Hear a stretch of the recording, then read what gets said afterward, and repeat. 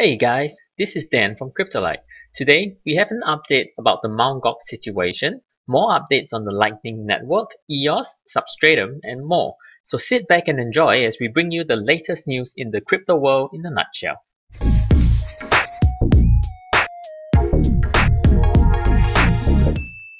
First off, let's start with a market overview. Today the market is not looking so hot.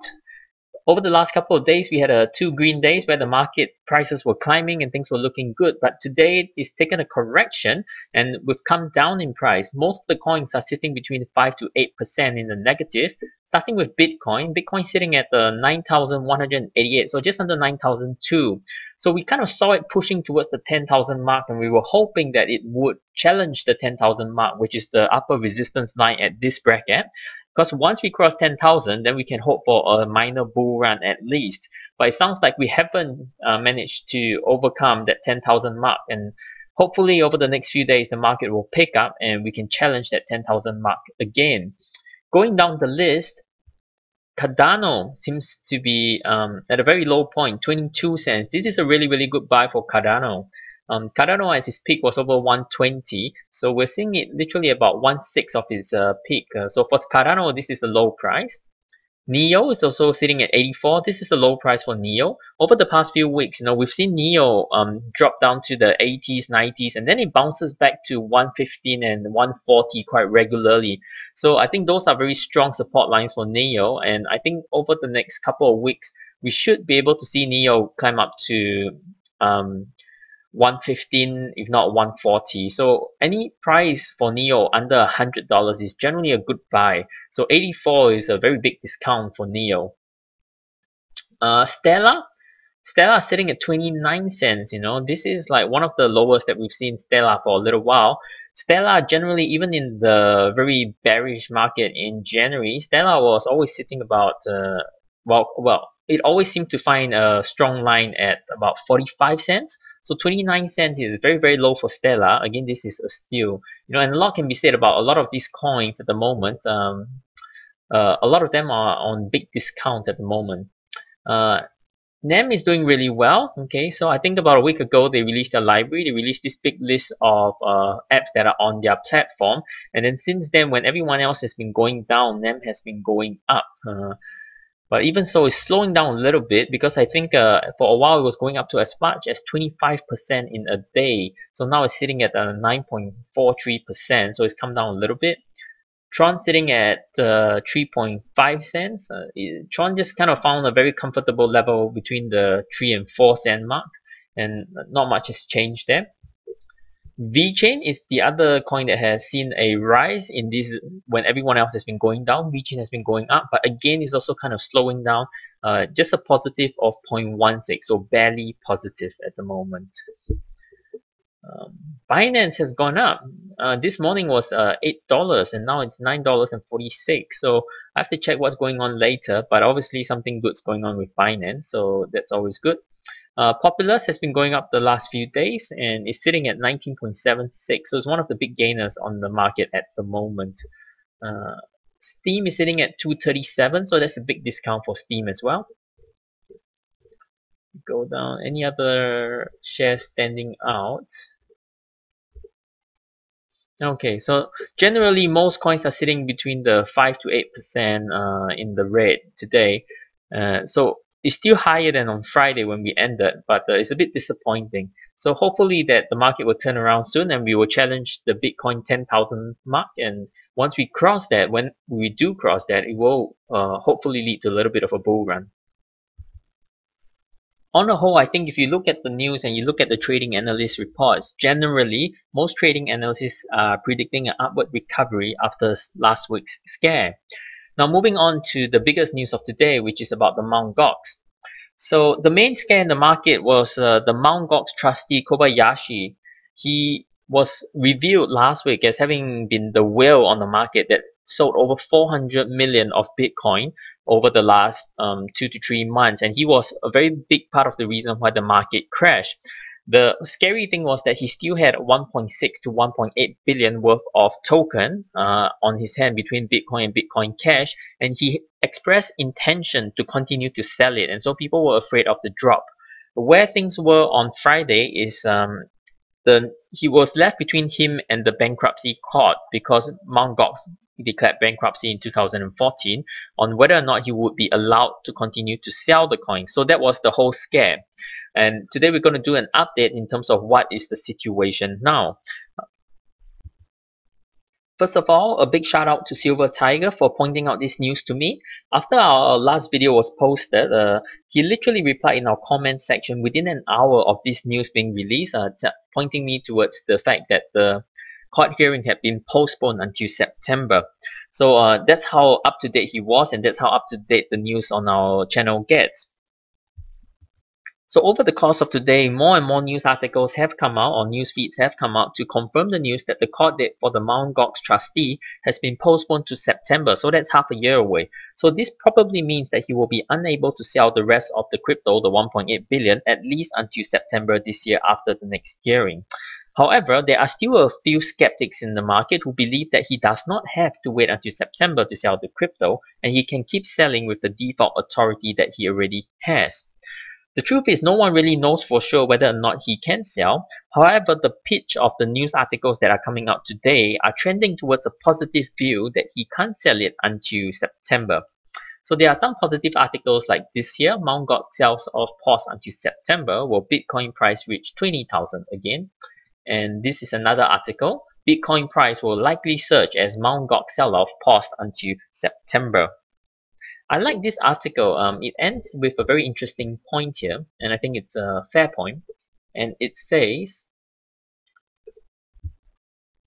some are hesitant. A Japanese investor claims that in fact the September 18 court hearing is irrelevant because Kobayashi already has been authorized to sell off, meaning he doesn't have to wait to offload more coins. Regardless of what actions Kobayashi takes moving forward, hopefully the future sales will be more transparent and not contribute to FUD and associated Bitcoin market downturns.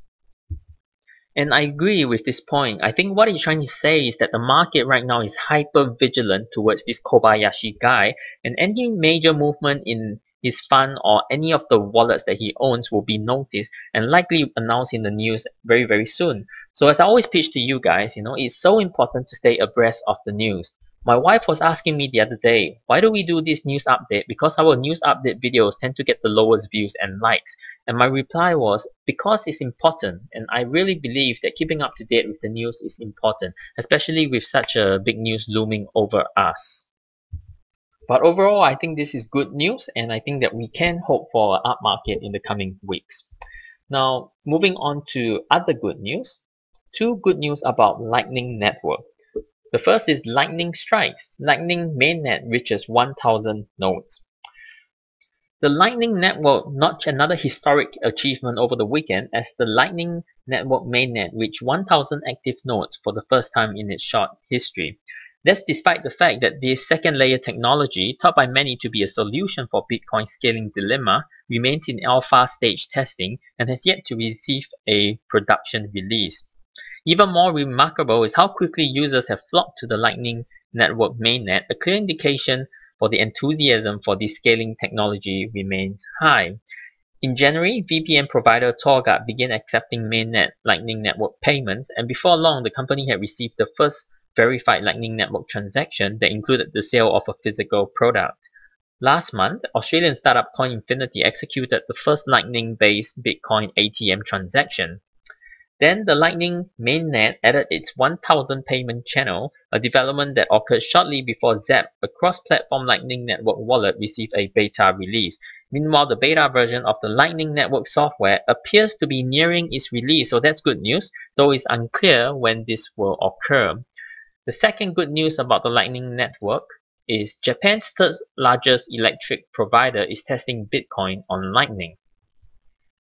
Chubu Electric Power has entered into a proof of concept with local Bitcoin and the Internet of Things startup Nayuta, one that finds it exploring how Bitcoin payments can be made via the Lightning Network as an in-development protocol that promises to cut costs for Bitcoin users.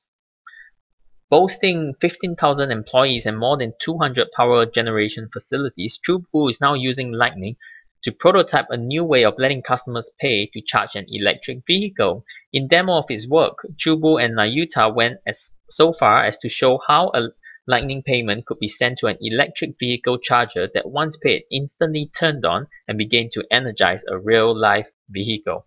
But it wasn't just Chubu and Nayuta who were involved in the test.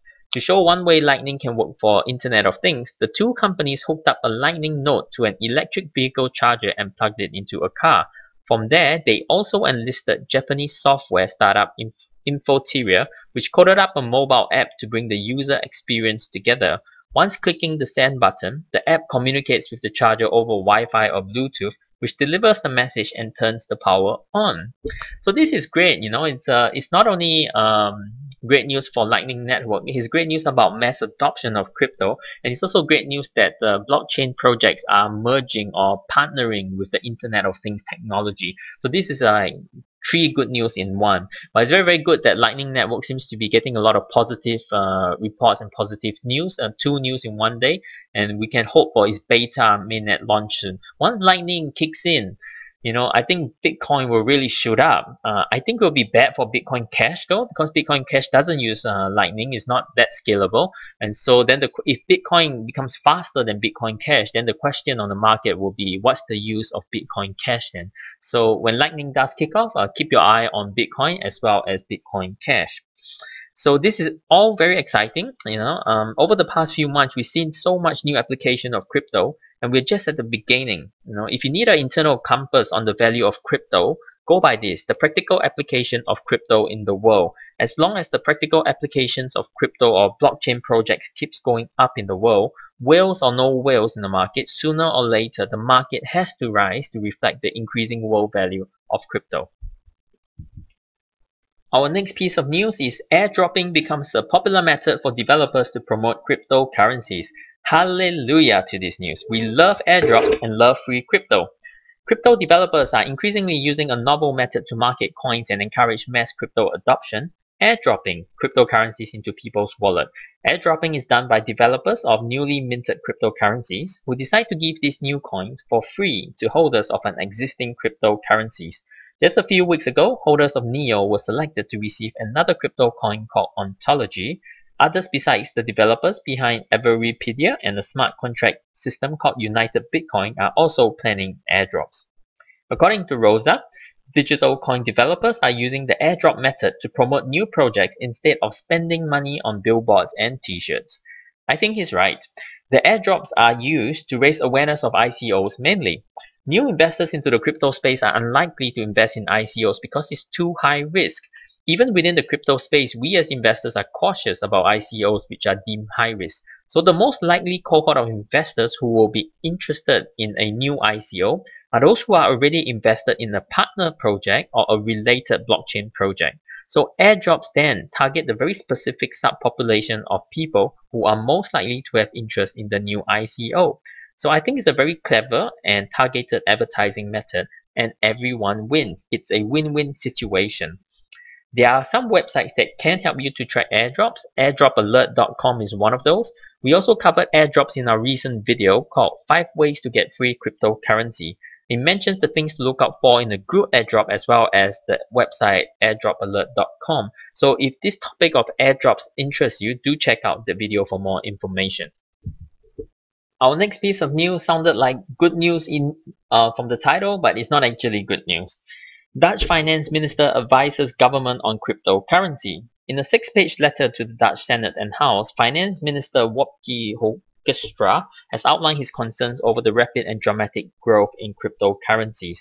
Like most policymakers, Hoekstra sees the value in promoting and developing the technology behind cryptocurrency. However, in addition to the concern over fraud and hacking, the minister also expressed concern over the immature and unregulated nature of the market and how to better inform consumers of the potential risk.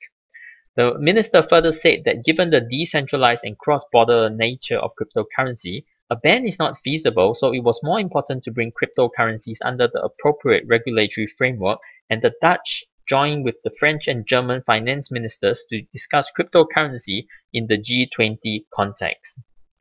So it's interesting to see the response of governments across the world towards crypto. Some love it and develop their own crypto. Others see their role as supportive and to get out of the way of it developing by itself. But some other countries like here, the Netherlands, would see the potential gains in crypto and try to control it. To some degree, I think that regulations can help the stability of the market and act as a filter to weed out dodgy projects. But too much regulation, though, can strangle the crypto growth because crypto at its foundation is really a decentralized project and needs the freedom to grow. So hopefully the new regulations, if any, will be positive for crypto. We can only hope. Next news is about Coinbase. Now, as much as I dislike Coinbase, it seems that they may have done something decent here. Cryptocurrency startup Coinbase has launched a new gain-loss calculating tool as part of its effort to help its user base keep up with the US tax requirement. In the blog posted on Tuesday, the firm explained that the calculator can be used to generate a report which outlines their capital gains or losses on its platform using a first-in, first-out accounting method. These tools come with a few caveats though. Namely, it's primarily aimed at users who have bought and sold on Coinbase exclusively. It isn't recommended for those who have purchased digital assets elsewhere or participated in an initial coin offering per the blog. Oh, fair enough. I mean, it's your calculator. It should be used on your exchange only. So I guess, whether we like it or not, crypto investment is now considered a taxable form of property in some countries. And with the many transactions that we do, it can be a pain to keep up with it for tax purposes. So a calculator like that is really handy. I still don't like Coinbase though, for reasons I outlined before, including how at one point in the last month they were charging their users 200% times higher transaction fees compared to other exchanges like Binance. Binance was charging 0.015% transaction fee or exchange fees, and Coinbase was charging 3%, which is 200 times higher. And they aim for the newcomers into the market. So I feel like where they should be protecting the newcomers, they're really out to take advantage of the newcomers in the market, and I don't like that. Well, they've got a calculator now, so hopefully the other exchanges like Binance will come up with a calculator soon too. Speaking of Binance, Binance has announced that they will support the EOS mainnet token swap. So for those who are not aware, EOS is currently a ERC20 token on the Ethereum platform, but it will be swapping over to its own platform in June. So when that happens, the tokens need to be swapped over as well. Usually when there's a swapping of tokens from one mainnet to another, people get kind of confused about how to go about doing this, and it can potentially be confusing. But in this case, it's going to be so easy because you can just chuck your tokens onto Binance and let them do the swapping for you. So if you want to get onto Binance, I assume most of you already have a Binance account. If you don't have, you really should consider getting one. But if you're new to crypto and you want to get onto Binance, be careful of phishing sites, okay? So these are sites that have an address that looks very much like Binance, but their I has a little extra stroke, or below their A, they have an extra stroke, and it brings you the alternative site to steal your username and password, okay? So always use www.binance.com only.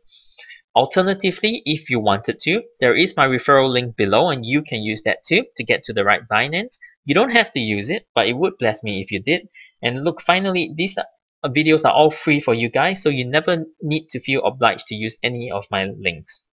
Alright, coming to our last news for today is about Substratum. So Substratum has released their beta tester signups today. So beta test 0.2.0 is released, and on their website there is a beta sign up application. I think today they have taken only 100 signups to participate in the beta, but then I think every day they're going to take another 100 people, so to slowly add up into the beta testing volume. And we see this reflected in Substratum's price. At some point today, it actually rose up to 33% in gains, and then now I think it's kind of corrected itself a little bit, still sitting at a very decent 16.14% gains. So its price is now 58 cents, which is good for Substratum. So I'm glad, because Substratum, for those of you who know it, is one of the most ambitious projects on the crypto market and one of the most hyped up projects at the end of 2017. However, many people were skeptical about whether or not they could pull it off and whether or not they could deliver the technology. And today, with the release of beta, they pretty much shut all the FUD up for now. So good on you, Sub. So that's it for our crypto news update for today. I hope you like this video, and if you like this video, please give us a like and a subscribe so you don't miss out on any of our content. Hope you're having a great day wherever you are. We will be back tomorrow with a requested coin review. So hope to catch you then. Goodbye.